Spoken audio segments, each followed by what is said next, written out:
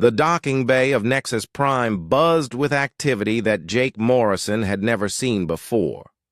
Alien beings moved cargo with mechanical precision, while others stood guard with weapons that hummed with barely contained energy. The air itself felt different, processed and recycled through systems designed for multiple species with different breathing requirements. Jake stepped off the UNS Liberty with Ben Carter close behind him. The gravity felt slightly lighter than Earth normal, making each step feel like he might bounce if he moved too quickly. The lighting had an odd quality to it, neither too bright nor too dim, but somehow uncomfortable for human eyes. A tall, thin creature approached them with what Jake hoped was a welcoming gesture. Its body resembled a praying mantis that had learned to walk upright, with 4 arms and large compound eyes that reflected the station's lights. This was Administrator Krell, the being responsible for maintaining order on Nexus Prime. Ambassador Morrison, Krell said through a translation device attached to its throat. The voice sounded mechanical but understandable. Welcome to Nexus Prime. I trust your journey was without incident. Thank you, Administrator. We're honored to be here, Jake replied, remembering not to extend his hand for a shake. Krell's head tilted in what might have been acknowledgement.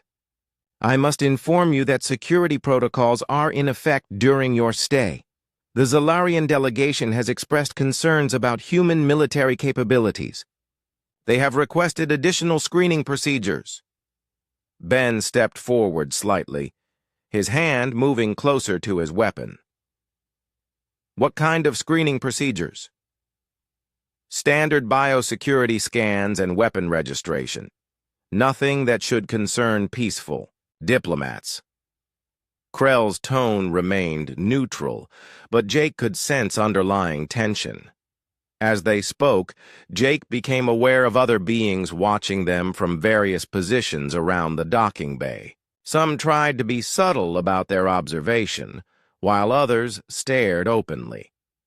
He recognized a few species from the briefing materials Dr. Parker had prepared, but many were completely unknown to him.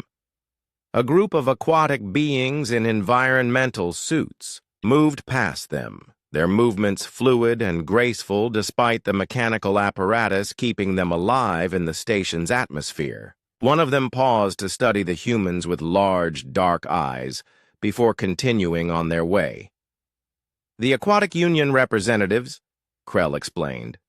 They are among the more peaceful species in this sector. They have expressed interest in establishing trade relationships with Earth. That's encouraging, Jake said, though he noticed Ben scanning the area for potential threats. The Zalarian delegation, however, has different interests, Krell continued. High Commander Vextar arrived with a significant military escort. He has made it clear that he views this meeting as an opportunity to establish proper hierarchies in this sector. Jake felt a chill that had nothing to do with the station's climate control. The Zalarians were the dominant military force in this region of space, and their reputation for crushing opposition was well documented. If they decided that humanity needed to be put in its place, Earth's small fleet would be no match for their war machine. Where will the negotiations take place? Ben asked, his eyes continuing to sweep the area. Conference Room 7 in the neutral sector. However, I should warn you that Commander Vextar has requested that the meeting begin with a display of respect for established galactic hierarchies. He expects newer species to acknowledge the authority of those who have maintained order in this region. Jake exchanged a glance with Ben. They had prepared for difficult negotiations, but they hadn't expected to be asked to bow down before talks even began. We'll cross that bridge when we come to it, Jake said diplomatically. Krell led them through the station's corridors, past shops and living quarters designed for dozens of different species. The walls were covered with symbols and writing in languages that looked like nothing Jake had ever seen. Some resembled mathematical equations, while others looked more like artistic expressions than communication. They passed a group of tall, bird-like creatures with colorful feathers and sharp beaks. These were the avian collective representatives, according to Jake's briefings. They were known for their keen intelligence and their ability to see political situations from multiple angles. They watched the humans pass with obvious interest, their heads turning to follow the group's movement. The avians are natural negotiators, Krell explained. They often serve as mediators in disputes between other species. However, they tend to favor solutions that maintain existing power structures. As they walked deeper into the station, Jake noticed that the crowd grew thicker and the attention more intense. Word of their arrival was spreading quickly, and it seemed like every being on the station wanted to get a look at the humans. "Is this normal?" Ben asked, his hand now resting openly on his weapon. "Humans are still a novelty in this part of the galaxy," Krell replied. "Most species have heard stories about deathworlders, but few have seen them in person. Your reputation precedes you." Jake wondered what exactly their reputation included. Dr. Parker had mentioned that other species considered humans dangerous because of Earth's hostile environment, but he was beginning to suspect there was more to it than that. They entered a lift that carried them to the station's central hub, where the conference rooms were located. The ride gave Jake a moment to collect his thoughts and prepare for what lay ahead. Through the transparent walls of the lift, he could see the vastness of space beyond the station, stars scattered across the darkness like distant promises. When the doors opened, they found themselves face to face with the Zalarian delegation. Hi. Commander Vexitar was even more imposing in person than Jake had imagined. Standing nearly 7 feet tall, his reptilian features were sharp and predatory. Scales covered his body in patterns that suggested both armor and natural protection. His eyes were cold and calculating, the kind that measured every being he encountered for their potential as either ally or threat. Behind him stood 6 Zalarian soldiers in full battle armor, their weapons clearly visible and ready for use. They moved with the confidence of beings who had never lost a fight and expected never to lose one. "So these are the famous humans," Vextar said, his voice a low rumble that seemed to vibrate through the floor. "Smaller than I expected for creatures. With such a fearsome reputation." Jake stepped forward, maintaining diplomatic composure despite the obvious intimidation tactic. "Commander Vextar, I'm Ambassador Jake Morrison, representing the United Nations of Earth. We're grateful for this opportunity to meet." Vextar studied Jake with the intensity of a predator evaluating prey. "Grateful? Yes. You should be grateful. Do you understand where you are, human? This station exists because species like mine maintain order in the chaos of space. Without our protection, weaker civilizations would have been consumed by the void long ago." Ben tensed beside Jake, but remained silent. They had discussed this possibility during their preparation. The Zalarians were testing them, trying to establish dominance before negotiations even began. "We understand the importance of stability," Jake replied carefully. "Earth hopes to contribute to that stability through cooperation and mutual benefit." Vextar's laugh was harsh and unpleasant. "Cooperation? How wonderfully naive. Tell me, Ambassador Morrison, what exactly does your primitive world have to offer civilizations that have been traveling the stars for millennia?" The question hung in the air like a challenge. Jake could feel the attention of every being in the corridor focused on his response. This was more than just a casual conversation. This was the beginning of a test that would determine humanity's place in the galaxy. Conference Room 7 was designed to accommodate multiple species, with adjustable seating and environmental controls that could be modified for different atmospheric needs. The circular table at the center was made from a material that seemed to shift color depending on the angle of view, probably intended to appear neutral to beings with different types of vision. Jake Morrison took his seat across from High Commander Vextar, with Ben Carter standing behind him in a position that allowed him to watch the entire room. The other alien delegations arranged themselves around the table according to what appeared to be a predetermined hierarchy that placed the Zalarians at the position of honor. Administrator Krell activated the room's translation systems, causing a soft hum to fill the air. The formal negotiations between the Galactic Council representatives and the Earth delegation will now begin. All parties are reminded that Nexus Prime maintains strict neutrality and prohibits hostile actions within its boundaries. Vextar leaned back in his oversized chair, his clawed fingers drumming against the table surface. Before we begin discussing trade agreements and territorial boundaries, I believe it's important to establish certain facts about galactic civilization. Some species seem to have misconceptions about how things work in this sector. Jake felt the weight of multiple alien gazes focused on him. The Aquatic Union representative, whose name was Ambassador Thielon, according to his briefing materials, watched with large, dark eyes that revealed nothing. The Avian Collective had sent Captain Mordek, whose feathered head tilted in what might have been curiosity or concern. "We're here to learn," Jake said diplomatically. "Earth recognizes that we're newcomers to galactic society." "Newcomers," Vextar repeated, his voice carrying a tone of amusement. "That's one way to put it. Another way would be to say that you're primitives who have barely learned to leave your own star system. Your species has been aware of faster-than-light. Travel for what? 50 years? My people have been crossing the galaxy for over 2,000 years. Jake kept his expression neutral, but he could see Ben's jaw tighten slightly.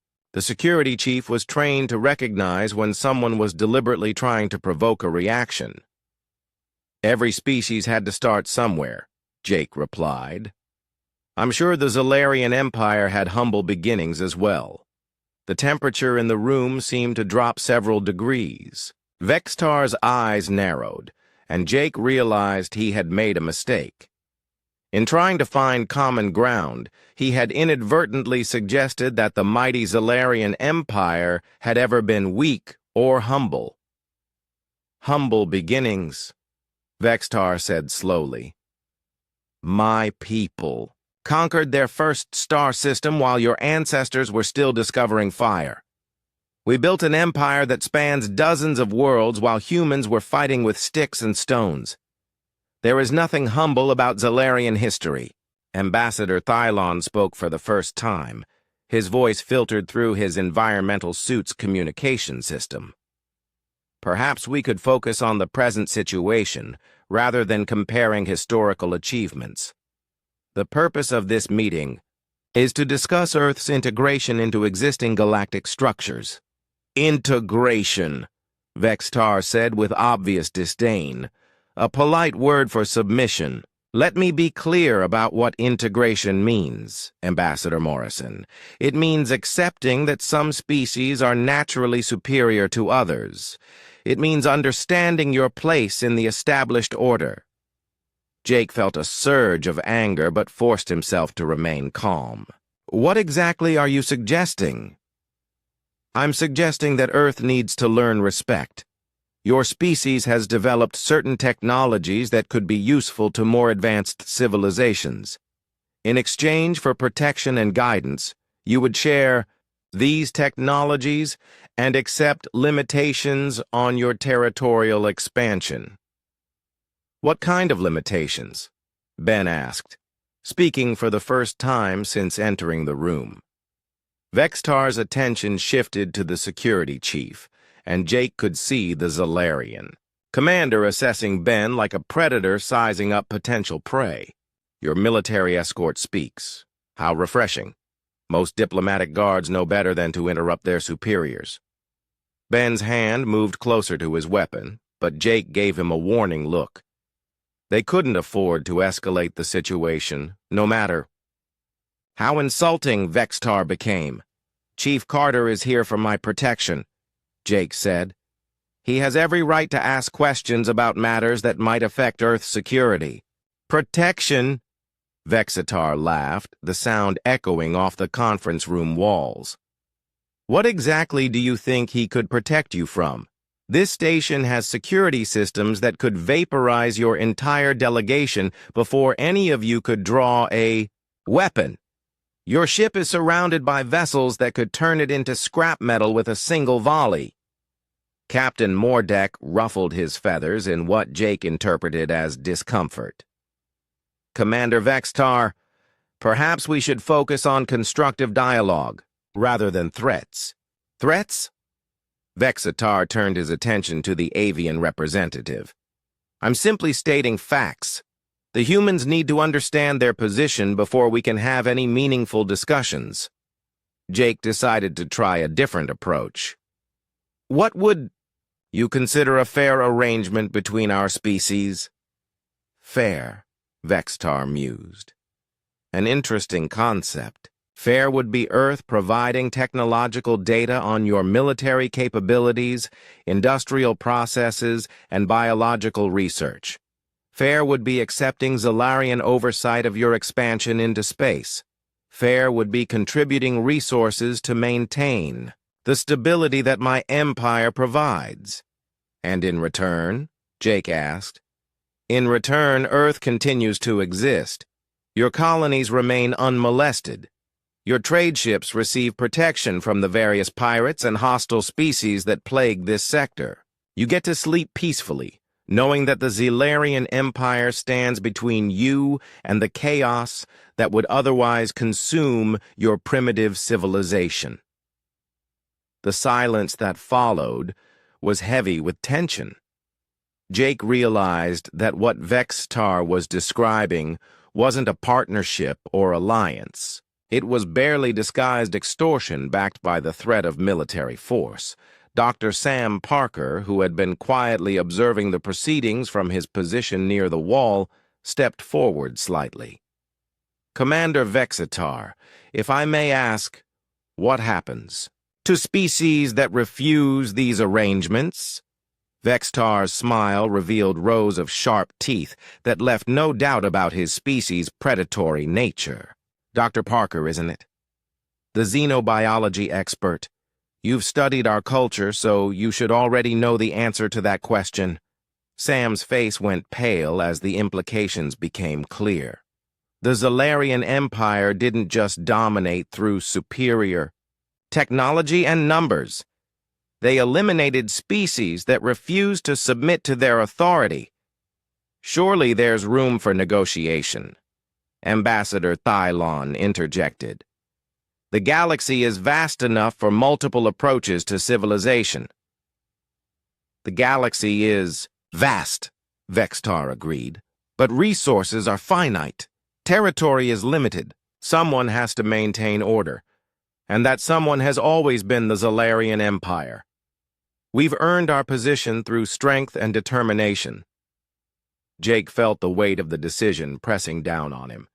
If he agreed to Vextar's terms, Earth would become little more than a vassal state, forever subservient to an alien empire. If he refused, humanity might face military action that could destroy their fledgling space civilization. I'll need to consult with my government before making any commitments, Jake said finally. Vextar's expression darkened. Your government?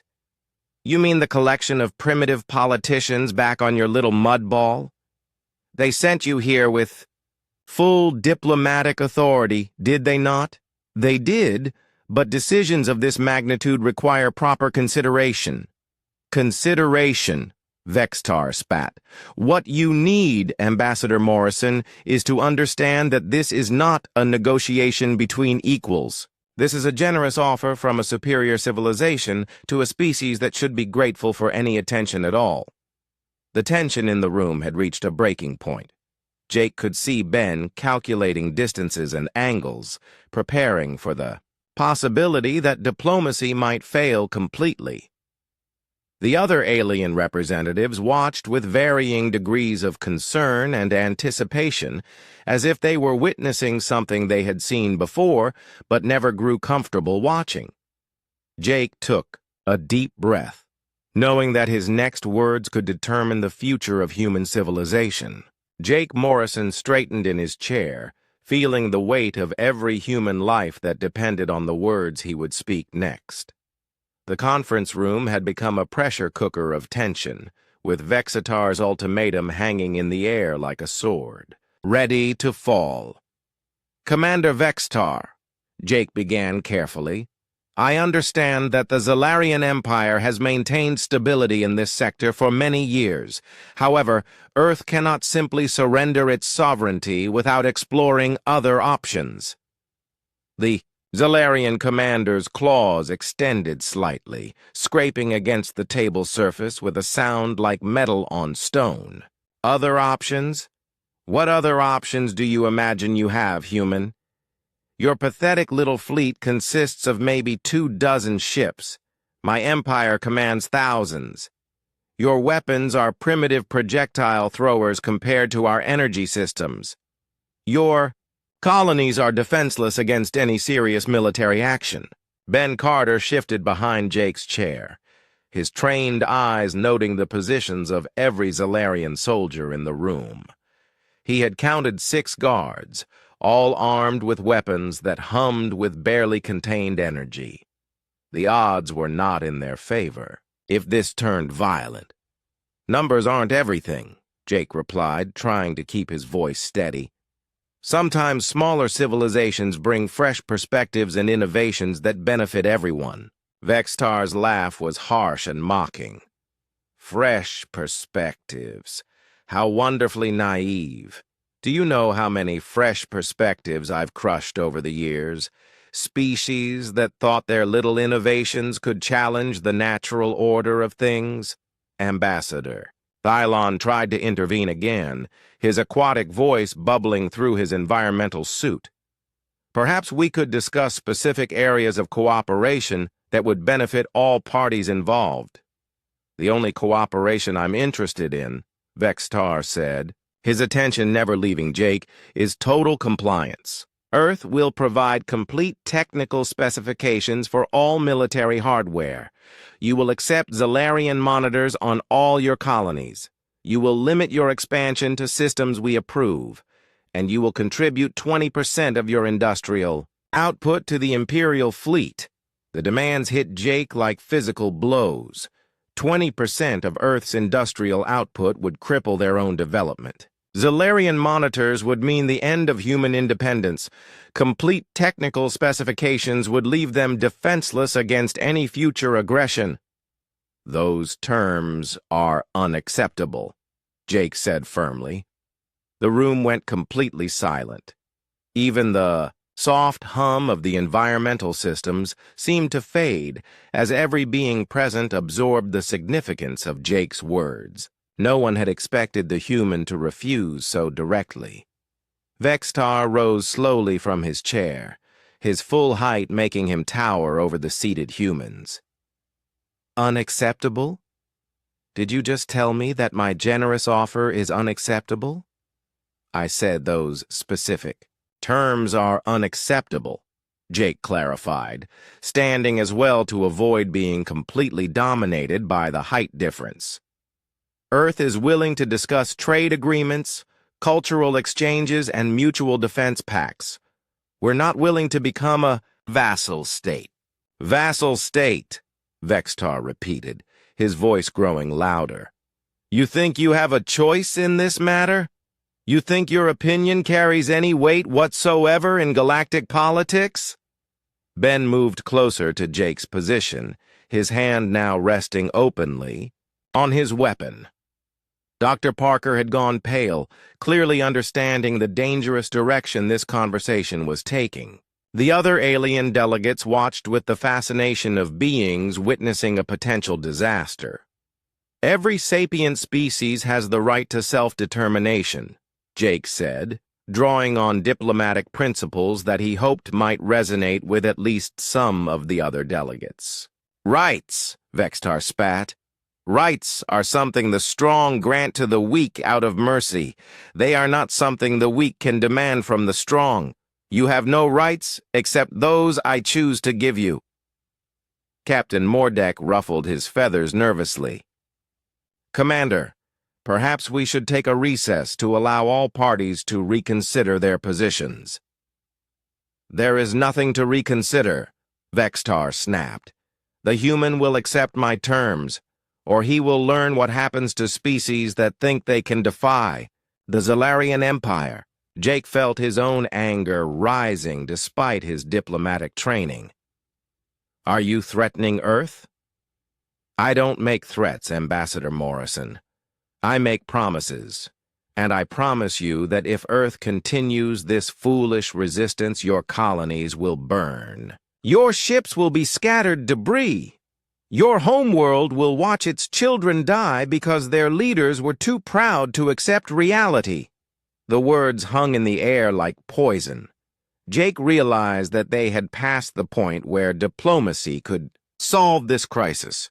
Vextar wasn't interested in negotiation or compromise. He wanted complete submission, and he was prepared to use genocide to achieve it.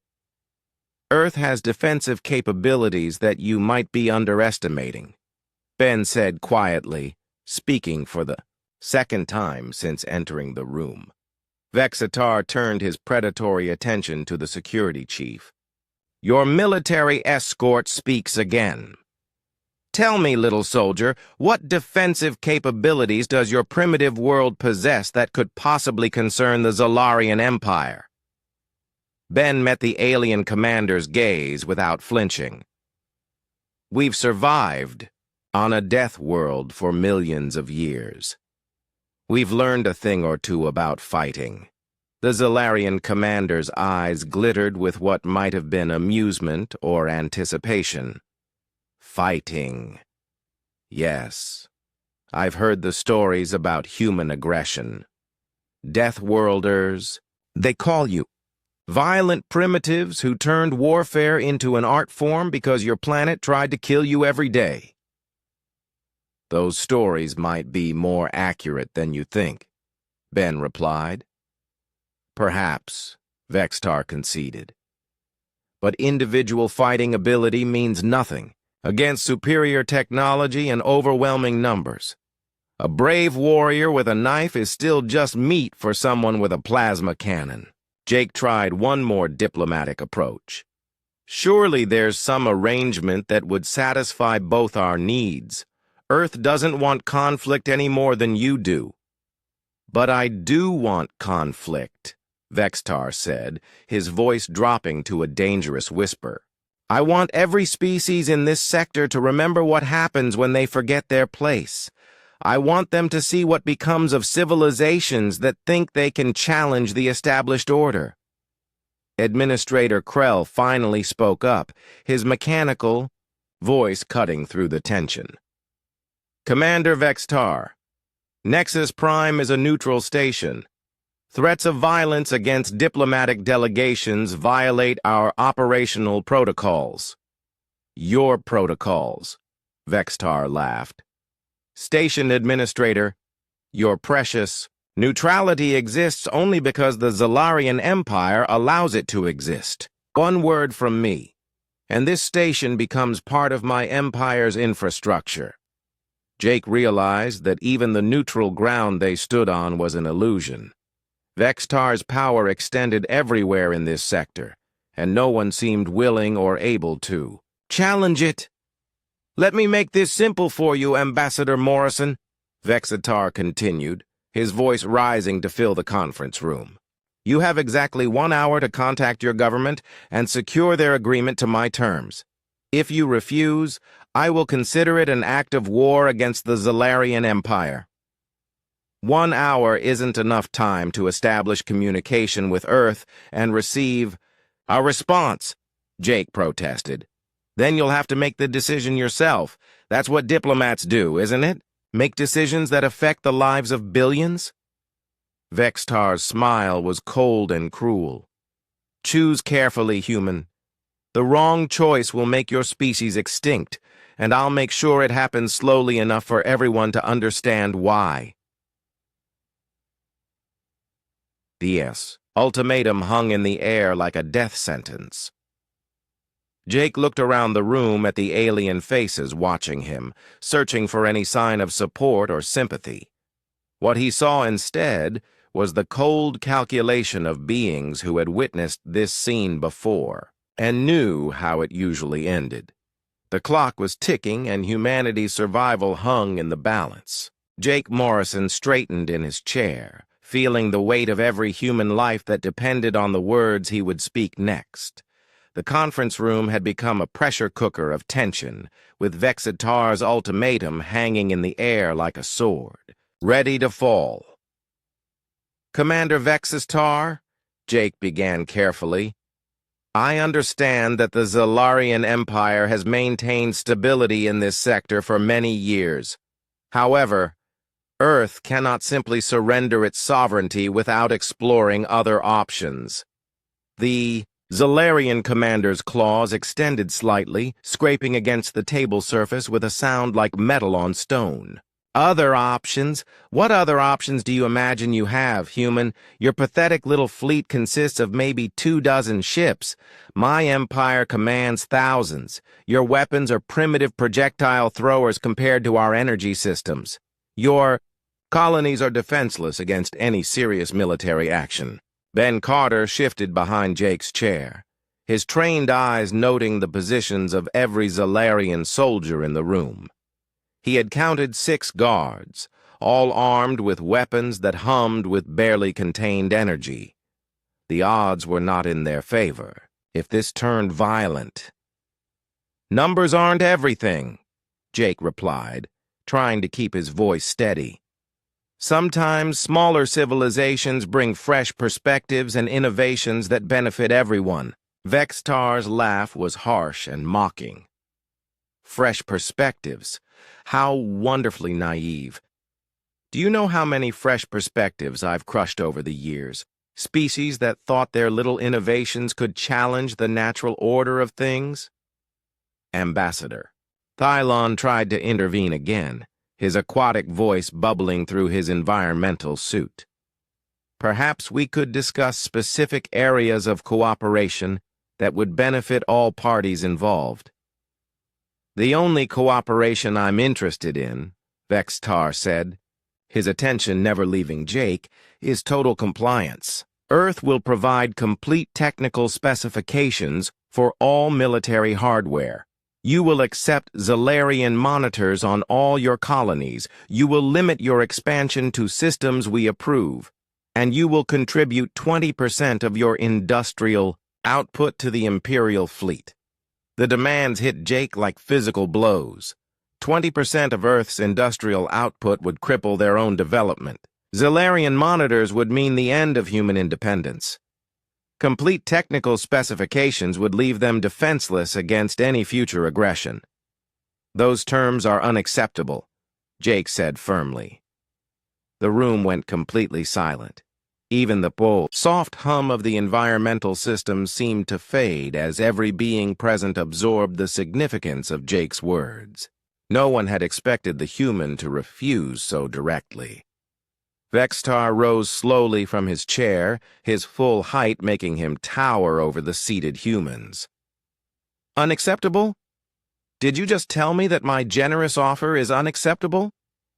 I said those specific terms are unacceptable, Jake clarified, standing as well to avoid being completely dominated by the height difference.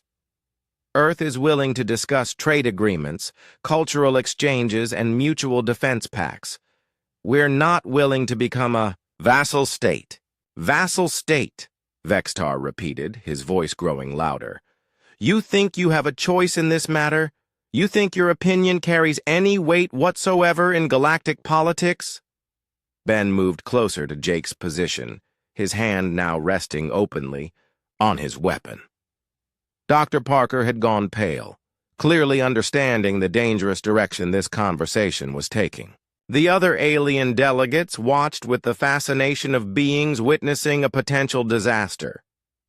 Every sapient species has the right to self-determination, Jake said, drawing on diplomatic principles that he hoped might resonate with at least some of the other delegates. Rights? Vextar spat. Rights are something the strong grant to the weak out of mercy. They are not something the weak can demand from the strong. You have no rights except those I choose to give you. Captain Mordek ruffled his feathers nervously. Commander, perhaps we should take a recess to allow all parties to reconsider their positions. There is nothing to reconsider, Vextar snapped. The human will accept my terms, or he will learn what happens to species that think they can defy the Zalarian Empire. Jake felt his own anger rising despite his diplomatic training. Are you threatening Earth? I don't make threats, Ambassador Morrison. I make promises, and I promise you that if Earth continues this foolish resistance, your colonies will burn. Your ships will be scattered debris. Your homeworld will watch its children die because their leaders were too proud to accept reality. The words hung in the air like poison. Jake realized that they had passed the point where diplomacy could solve this crisis. Vextar wasn't interested in negotiation or compromise. He wanted complete submission, and he was prepared to use genocide to achieve it. Earth has defensive capabilities that you might be underestimating, Ben said quietly, speaking for the second time since entering the room. Vextar turned his predatory attention to the security chief. Your military escort speaks again.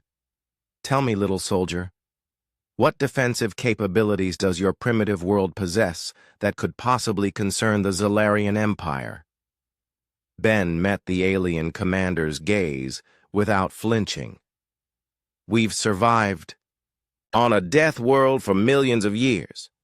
We've learned a thing or two about fighting. The Zalarian commander's eyes glittered with what might have been amusement or anticipation. Fighting. Yes. I've heard the stories about human aggression. Deathworlders. They call you. Violent primitives who turned warfare into an art form because your planet tried to kill you every day. Those stories might be more accurate than you think, Ben replied. Perhaps, Vextar conceded. But individual fighting ability means nothing against superior technology and overwhelming numbers. A brave warrior with a knife is still just meat for someone with a plasma cannon. Jake tried one more diplomatic approach. Surely there's some arrangement that would satisfy both our needs. Earth doesn't want conflict any more than you do. But I do want conflict, Vextar said, his voice dropping to a dangerous whisper.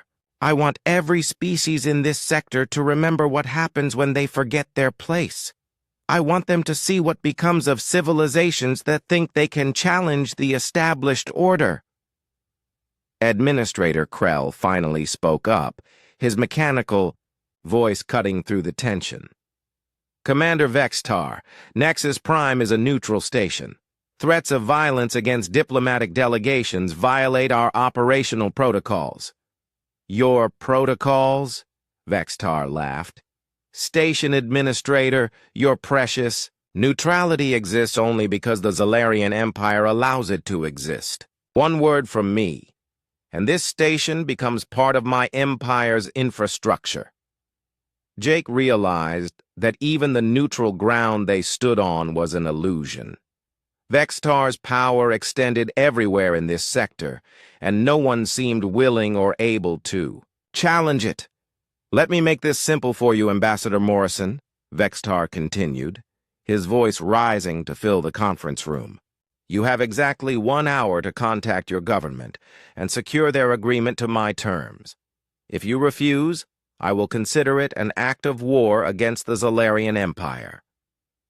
1 hour isn't enough time to establish communication with Earth and receive a response, Jake protested. Then you'll have to make the decision yourself. That's what diplomats do, isn't it? Make decisions that affect the lives of billions? Vexitar's smile was cold and cruel. Choose carefully, human. The wrong choice will make your species extinct, and I'll make sure it happens slowly enough for everyone to understand why. The ultimatum hung in the air like a death sentence. Jake looked around the room at the alien faces watching him, searching for any sign of support or sympathy. What he saw instead was the cold calculation of beings who had witnessed this scene before, and knew how it usually ended. The clock was ticking, and humanity's survival hung in the balance. The 1 hour deadline felt like a noose tightening around Jake Morrison's neck. He sat in the conference room, staring at the communication device that could connect him to Earth, knowing that no matter what answer he received, it would likely seal humanity's fate. Vexitar had dismissed the other delegations, claiming he wanted to give the humans privacy for their final decision. Jake suspected the real reason was that the Zalarian commander wanted no witnesses to what he planned to do next. The conference room now felt more like an execution chamber than a place of diplomacy. Ben Carter stood near the door, his eyes never leaving the 6 Zalarian guards who remained in the room. Dr. Parker sat in a corner, frantically reviewing his notes on Zalarian psychology, searching for some insight that might help them find a peaceful solution. 43 minutes remaining, Vexitar announced, checking a device on his wrist. I do hope your government appreciates the generous amount of time I've given them to make this simple decision. Jake activated the communication link to Earth, knowing that the transmission would take several minutes to reach home and several more for any response to return. The laws of physics made Vexitar's 1 hour deadline almost impossible to meet, which was probably intentional. UNS Liberty to Earth Command, Jake spoke into the device. Priority Alpha communication from Ambassador Morrison, requesting immediate conference with the Security Council regarding critical situation at Nexus Prime. The wait for a response stretched like hours, though Jake knew it had only been minutes. Vexitar paced the room like a caged predator, his claws clicking against the floor with each step. The sound was hypnotic and terrifying, a countdown to violence that everyone in the room could feel approaching. I've been thinking about your species during our negotiations, Vexitar said conversationally. Humans are fascinating creatures. You evolved on a world that tried to kill you every single day, yet you not only survived but thrived. You turned your entire planet into your territory and then reached for the stars. Jake remained silent, unsure whether the commander was making conversation or building up to another threat. Most species would have gone extinct on a world like Earth, Vexitar continued. The climate variations alone would have wiped out any civilized race. But humans adapted. You learned to kill or be killed. You turned violence into survival and survival into art. The communication device crackled to life. Earth Command to Ambassador Morrison. We've convened an emergency session. Admiral Hayes is standing by for your report. Jake quickly explained the situation, outlining Vexitar's demands and the threats against Earth's colonies. As he spoke, he could see the Zalarian commander listening with obvious amusement to humanity's desperate attempts to find a solution. Admiral Hayes's voice came through the device with characteristic military efficiency. Ambassador Morrison, the President has reviewed your report. Earth's position is clear. We will not surrender our sovereignty under any circumstances. You are authorized to negotiate defensive agreements and trade partnerships, but Earth will not become a vassal state. Vexatar's laughter filled the conference room. How predictably stubborn. Your leaders would rather see their species extinct than admit they are inferior to their betters. 31 minutes remaining, the commander announced. I suggest you use that time to convince your government to reconsider their foolish position. Jake tried again to reach some kind of compromise. Commander Vextar, surely there's some middle ground we can find. Earth has resources and technologies that could benefit the Zalarian Empire without requiring our complete submission. The only thing I want from humanity, Vextar said, his voice growing cold, is an example. I want every species in this sector to understand what happens when primitive civilizations think they can stand against the natural order. Ben moved slightly closer to Jake's position, recognizing the shift in the commander's tone. The security chief had spent years learning to read hostile situations, and everything about Vextar's body language suggested that violence was becoming more likely by the minute. 27 minutes, Vextar announced. I'm growing impatient with this charade. Your species has already made its choice. Now you must face the consequences. Dr. Parker looked up from his notes, his face pale with fear and realization. Commander, if I may ask, how many species have you given this same ultimatum to over the years? Vextar's smile was cold and proud. 17. Some were wise enough to accept their place in the galactic hierarchy. Others chose to resist and learned the price of defiance. What happened to the ones who resisted? Jake asked, though he already suspected the answer. They no longer exist, Vextar said simply. Their worlds are empty. Their ships are scrap metal. Their cultures are forgotten memories. The galaxy is better for their absence. The casual way he spoke about genocide chilled Jake to the bone. This wasn't just about political control or resource allocation. Vextar enjoyed the destruction of entire civilizations. He was a predator who had turned genocide into policy. Earth won't be so easy to destroy, Ben said quietly. Vexatar turned his full attention to the security chief. Won't it? Your orbital defenses consist of a few dozen platforms armed with primitive kinetic weapons.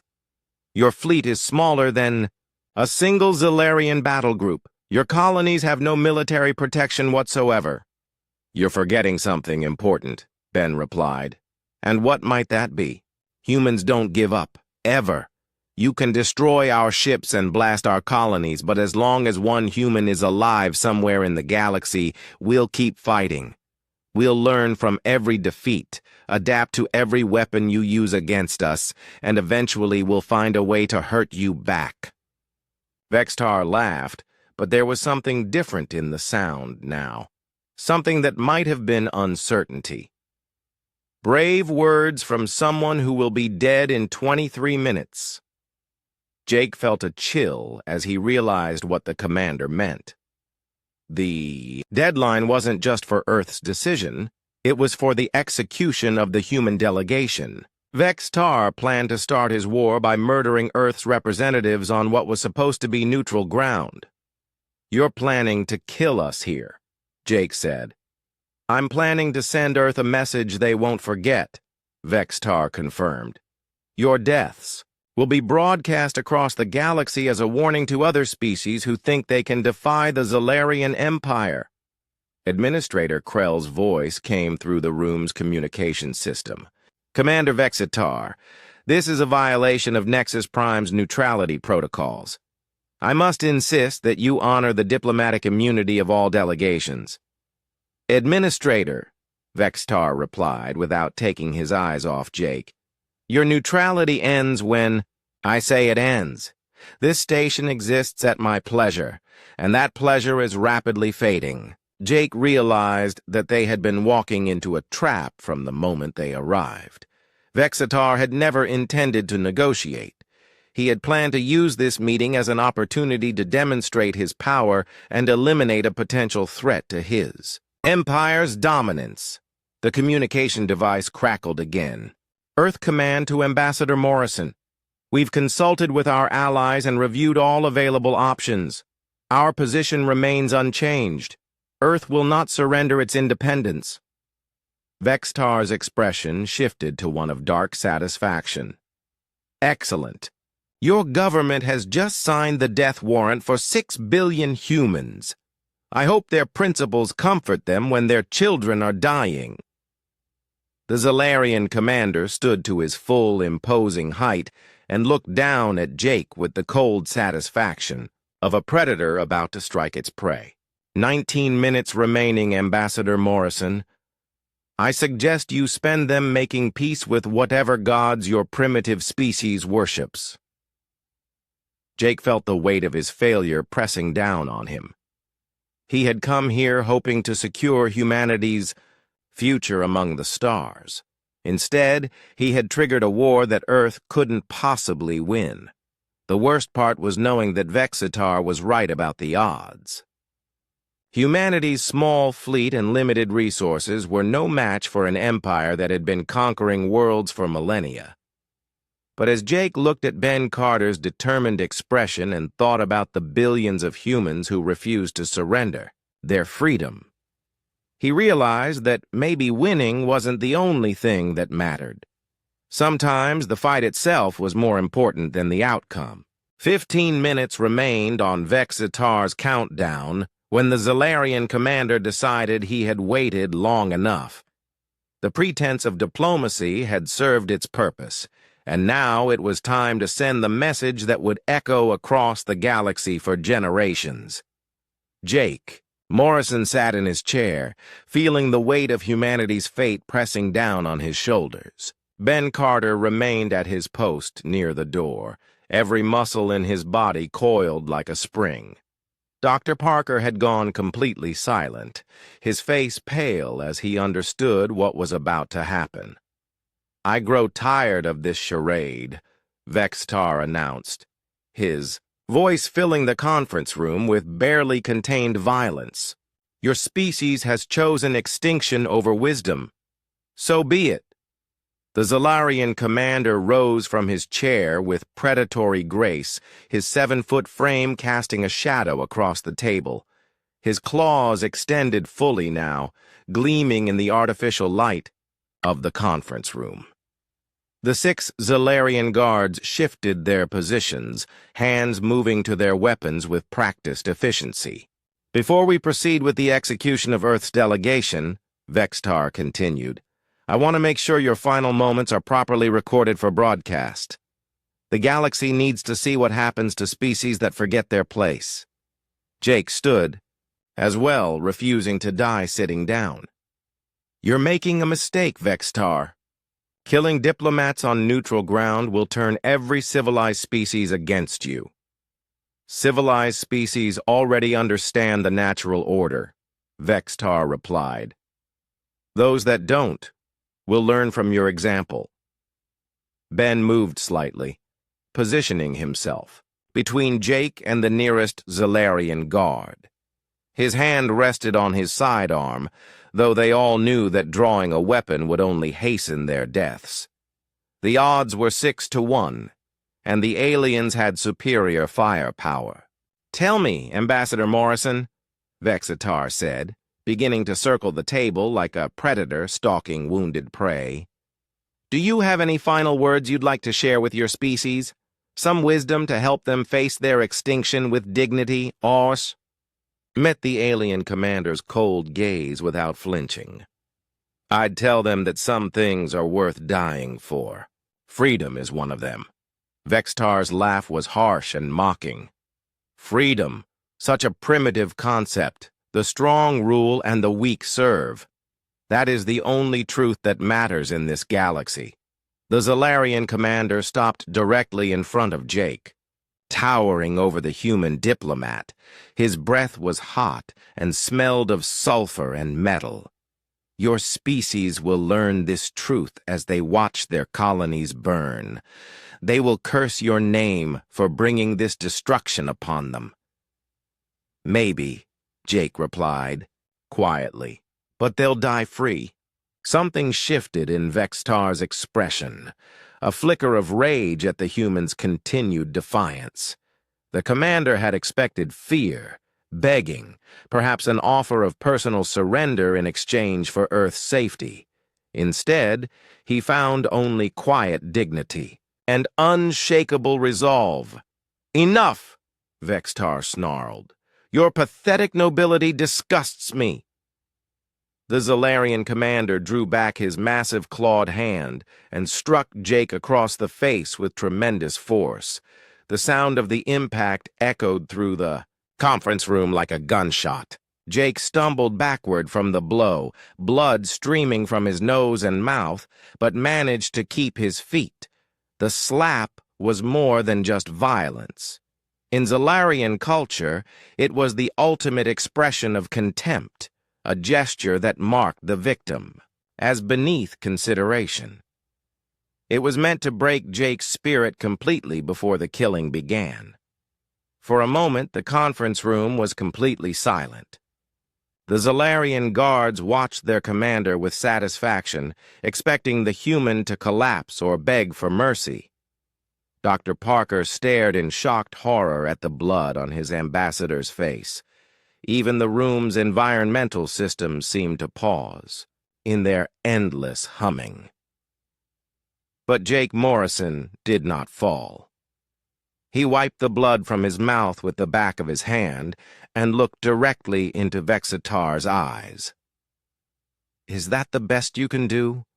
The words hit Vextar like a physical blow.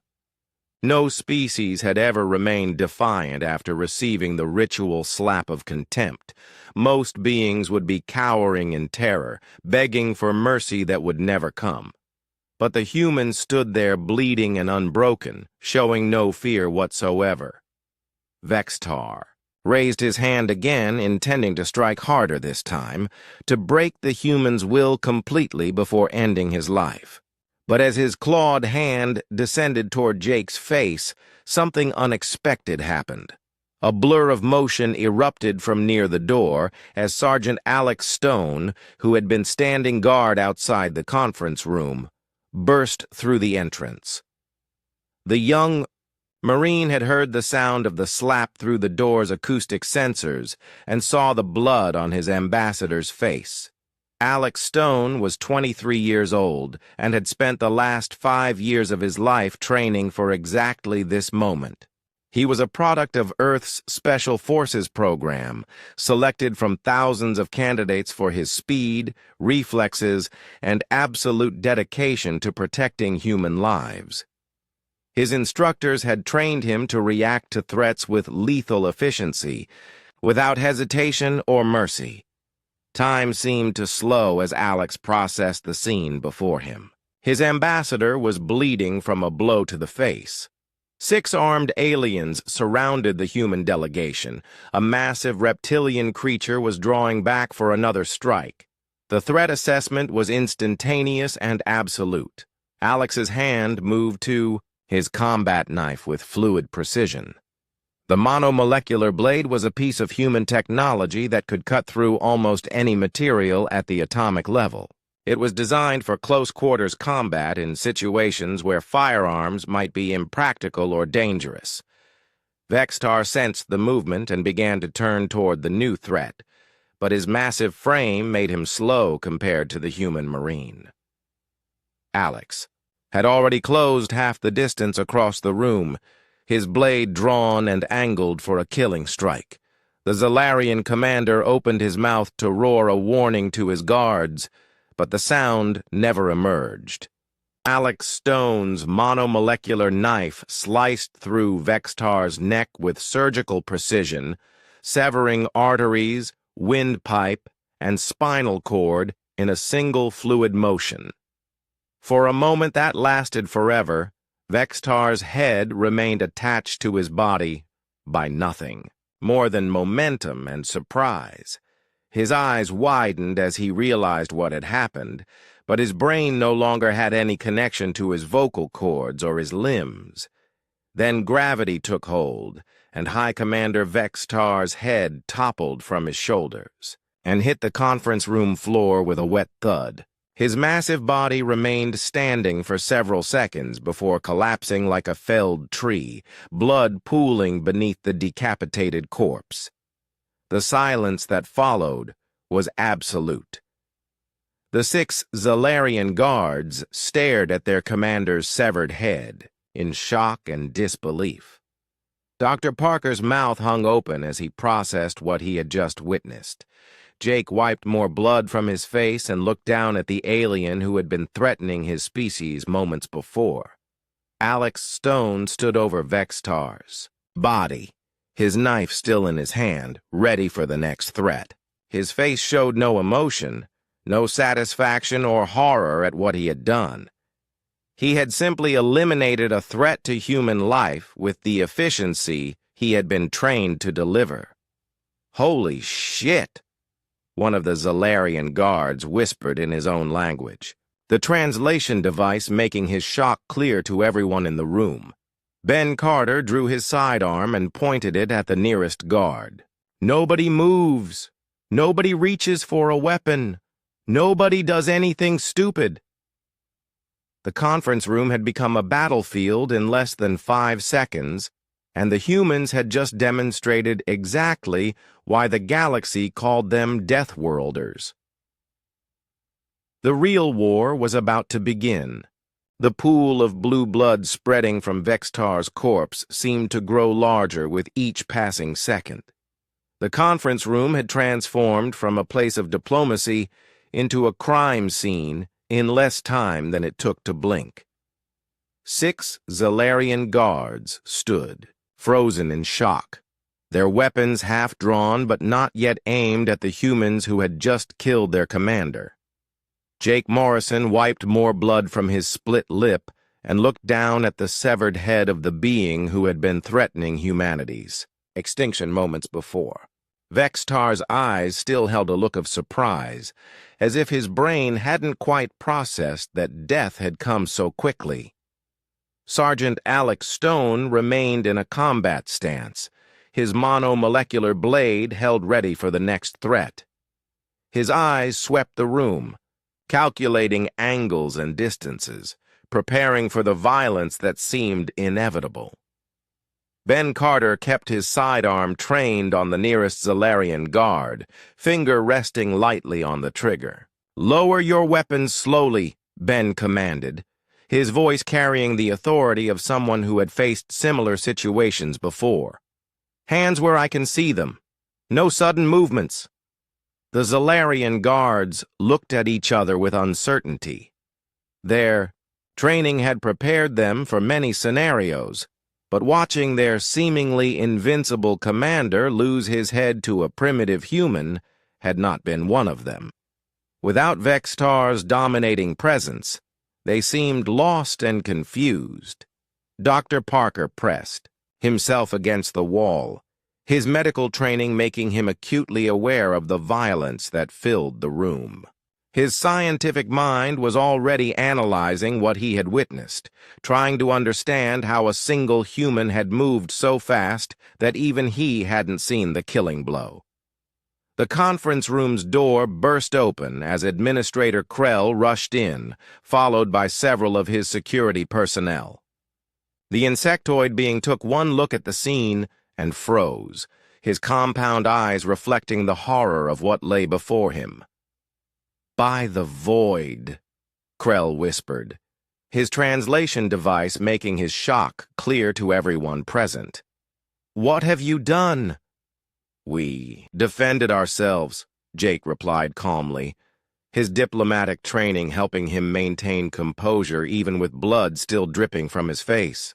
"Commander Vextar struck a diplomatic representative and was preparing to execute the entire human delegation." One of the Zalarian guards finally found his voice. You killed the High Commander of the Zalarian Empire. You have just declared war on the most powerful military force in this sector. No, Jake said, dabbing at his injured nose with a handkerchief. Commander Vextar declared war when he threatened genocide against Earth's colonies. He declared war when he planned to murder diplomatic representatives on neutral ground. We simply responded to his aggression. Krell's security team took positions around the room, their own weapons drawn but not yet aimed at anyone specific.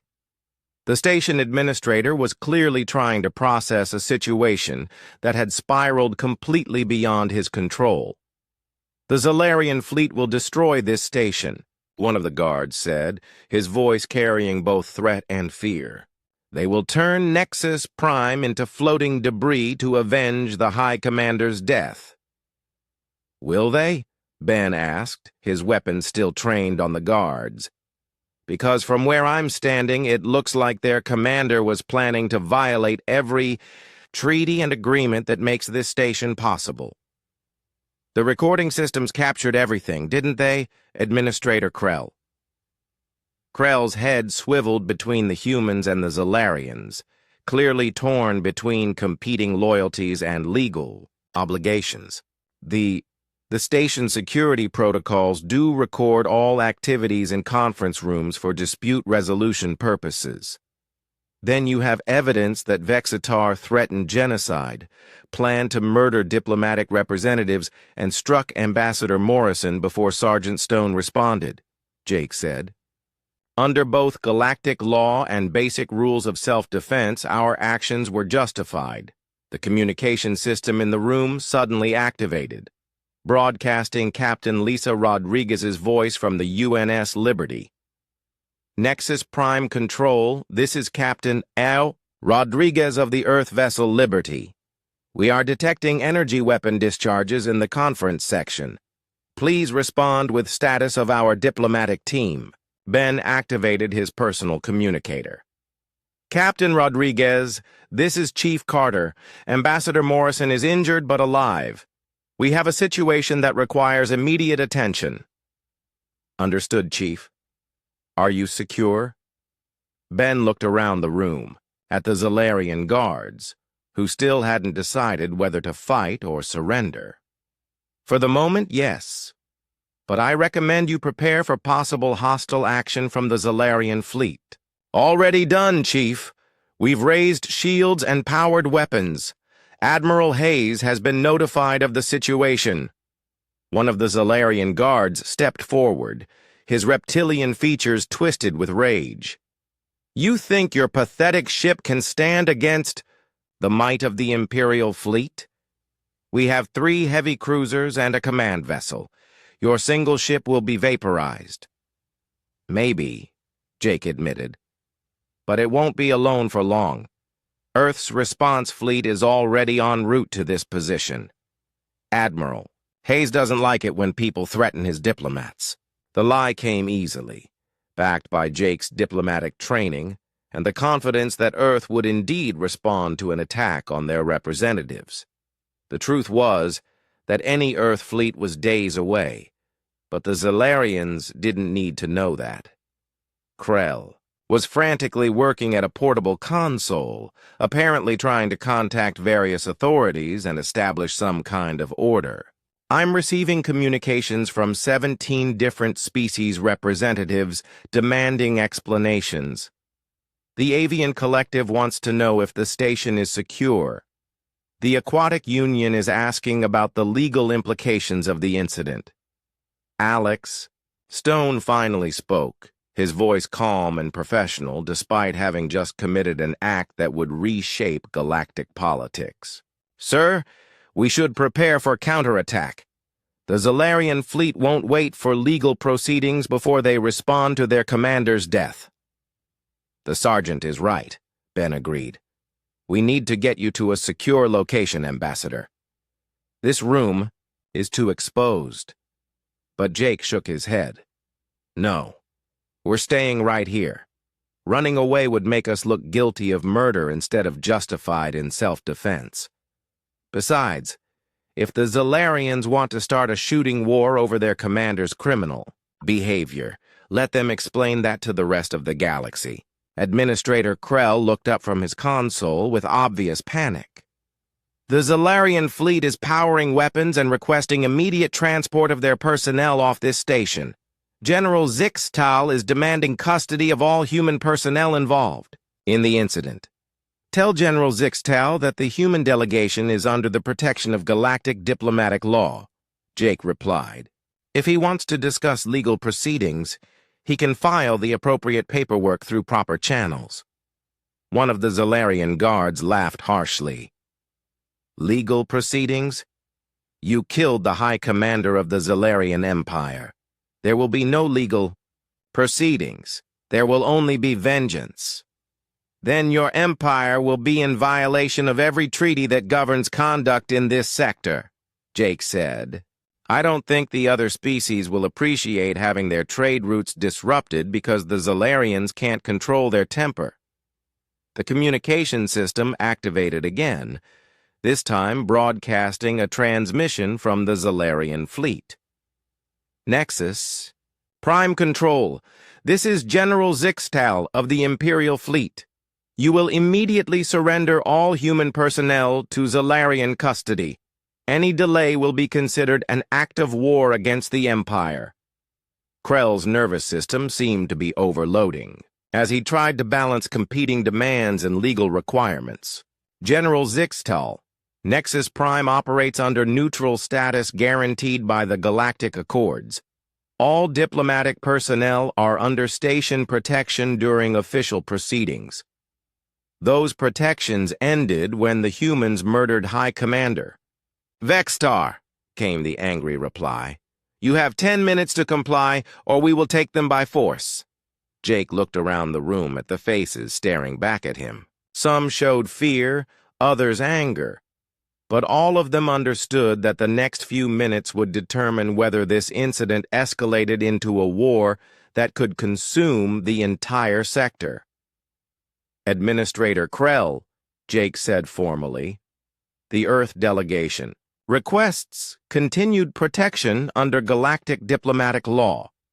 We are prepared to participate in any legal proceedings regarding this incident, but we will not surrender to a military force that has already demonstrated its willingness to commit genocide. The countdown had begun again, but this time the stakes were even higher than before. The 10-minute deadline from General Zixtal felt like an eternity and an instant at the same time. Jake Morrison stood in the conference room where High Commander Vextar's blood was still spreading across the floor, knowing that the next few minutes would determine whether humanity survived as a free species or faced extinction at the hands of an enraged empire. Administrator Krell was frantically coordinating with multiple parties through his communication array. Representatives from 17 different species were demanding information, legal clarification, and assurances about their own safety. The Avian Collective had offered to mediate. The Aquatic Union was calling for a formal investigation. Several smaller species were simply asking for permission to evacuate their personnel before the shooting started. 8 minutes remaining, Ben Carter announced, checking his chronometer while keeping his weapon trained on the Zalarian guards, who still hadn't decided whether to fight or surrender. Dr. Parker had moved to Jake's side to examine his injuries from Vextar's attack. The ambassador's nose was broken and his lip was split, but he was functional. More importantly, the blood on his face served as visible evidence of the Zalarian commander's assault on a diplomatic representative. Ambassador, one of the Zalarian guards said, his voice carrying less hostility than before. Perhaps we can reach an accommodation. General Zixtal might be willing to accept a formal apology and reparations for the High Commander's death. Jake dabbed at his bloody nose with his handkerchief and looked at the guard with cold determination. An apology? For defending ourselves against someone who was planning to commit genocide? I don't think so. Sergeant Alex Stone remained in position, near Vextar's corpse, his monomolecular blade cleaned but still ready for use. The young Marine had killed the most powerful military commander in this sector of space, and his calm demeanor suggested he was prepared to do it again, if necessary. The communication system activated with an incoming transmission from outside. The station. Nexus Prime. This is Admiral Hayes aboard the UNS Washington. We are detecting Zalarian fleet movements in your vicinity. Please report on the status of our diplomatic mission. Jake felt a surge of relief. Admiral Hayes was one of Earth's most experienced fleet commanders, and if he was here personally, it meant Earth was taking this situation very seriously. Admiral Hayes, this is Ambassador Morrison. We've had an incident with the Zalarian delegation. High Commander Vextar is dead, and his fleet is threatening military action against the station. Understood, Ambassador. How did the commander die? He struck me during negotiations and was preparing to execute our entire delegation. Sergeant Stone responded appropriately to protect diplomatic personnel. There was a pause before Admiral Hayes responded. Copy that. We're bringing additional assets into the area. The Zalarians will find that threatening Earth's representatives has consequences. General Zixtal's voice cut through the communication channels with obvious fury. Admiral Hayes, your personnel have murdered a high commander of the Zalarian Empire. This is an act of war that demands immediate satisfaction. General Zixtal? Admiral Hayes replied in the calm tone of someone who had faced superior numbers before. My understanding is that your commander assaulted a diplomatic representative and threatened genocide against Earth's colonies. If you want to call defending our people an act of war, we're prepared to discuss that. You have one ship against our entire fleet, Zixtal snarled. Do you really think you can threaten the Zalarian Empire? Actually, General, you might want to check your sensors again. Jake could hear the confusion in Administrator Krell's voice. As he announced, I'm detecting multiple ships dropping out of faster-than-light travel. Human energy signatures. Counting 12 vessels total, including what appears to be a heavy cruiser. The room fell silent as everyone processed this information. The humans hadn't been bluffing about reinforcements after all. Earth's response. Fleet had arrived in time to back up their diplomatic mission. Impossible, one of the Zalarian guards whispered. Human ships can't move that fast. Apparently they can, Jake said with satisfaction. Earth takes the safety of its representatives very seriously. General Zixtal's voice came through the communication system again, but with less confidence than before. Admiral Hayes, you may have numbers, but Zalarian technology is superior to human primitives. We will not be intimidated by a show of force. Then let me make this simple, General, Admiral Hayes replied. Your commander threatened genocide against Earth's colonies and physically assaulted our ambassador. According to galactic law, our response was justified. If you want to escalate this into a shooting war, we're ready. But I suggest you think carefully about the consequences. Administrator Krell was monitoring communications from across the station and beyond. I'm receiving messages from multiple species. The Avian Collective is formally requesting that all parties stand down. The Aquatic Union is invoking emergency mediation protocols. 3 other species are offering to serve as neutral observers for any investigation. Jake realized that the political situation was shifting in humanity's favor. The other species weren't rallying to support Zalarian demands for revenge. Instead, they were treating this as a legal matter that required proper investigation and resolution. It seems the galaxy doesn't automatically side with the Zalarian Empire, Jake observed. Maybe they're tired of being bullied too. Dr. Parker looked up from his medical scanner. Ambassador, I'm reading elevated stress hormones from the Zalarian guards. Their biochemistry suggests they're reconsidering their position. Indeed, the 6 guards who had seemed so confident with Vextar's support were now looking uncertain. Their commander was dead, their fleet was facing unexpected opposition, and the rest of the galaxy was calling for legal proceedings rather than military action. 5 minutes remaining, Ben announced. Captain Mordek's voice came through the communication system from elsewhere on the station. All parties, the Avian Collective has reviewed the security recordings of this incident. High Commander Vextar clearly violated diplomatic protocols by threatening genocide and assaulting Ambassador Morrison. Under galactic law, the human response was justified self-defense. This pronouncement from a neutral species carried significant weight. The Avians were respected throughout the galaxy for their impartial analysis of complex situations. General Zixtal's response was predictably angry. The Avian Collective has no authority over Zalarian military matters. High Commander Vextar will be avenged regardless of your legal interpretations. General, Admiral Hayes interjected, if you attack this station or any human personnel, Earth will consider it an act of war against our entire species. We have defensive treaties with several other civilizations that would be activated by such aggression. Are you prepared for a galactic war over your commander's criminal behavior? The silence that followed suggested that General Zixtal was finally considering the broader implications of his threats. The Zalarian Empire was powerful, but they couldn't fight the entire galaxy. Ambassador Thylon from the Aquatic Union added his voice to the discussion. The recordings clearly show that High Commander Vextar intended to commit war crimes against a peaceful species. The Aquatic Union cannot support military action to avenge such behavior. Jake could see the momentum shifting decisively.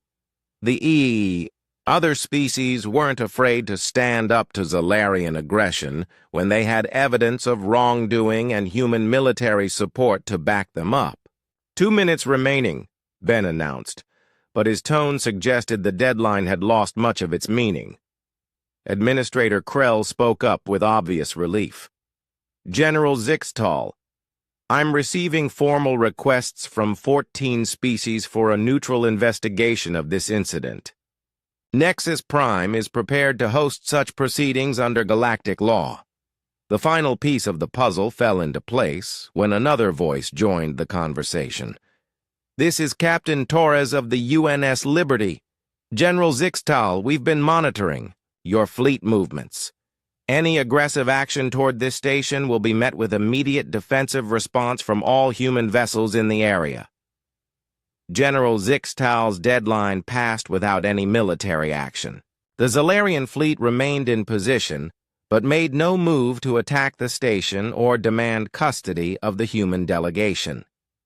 Hours later, Jake Morrison sat in a medical bay having his injuries properly treated while diplomatic representatives from across the galaxy hammered out the details of a formal investigation. The security recordings of Vextar's behavior had been distributed to every major species, and the consensus was clear. The humans had acted in justified self-defense. The Zalarian Empire found itself in an impossible position. They couldn't avenge their commander without admitting he had planned to commit genocide. They couldn't claim the humans were criminals without acknowledging that Vextar had violated every diplomatic protocol in existence. Within days, the story had spread across the galaxy through faster-than-light communication networks. The species that had planned to follow Zalarian leadership in containing human expansion suddenly found themselves reconsidering their positions. If humans could kill a Zalarian high commander with a knife, what might they do with proper weapons and preparation?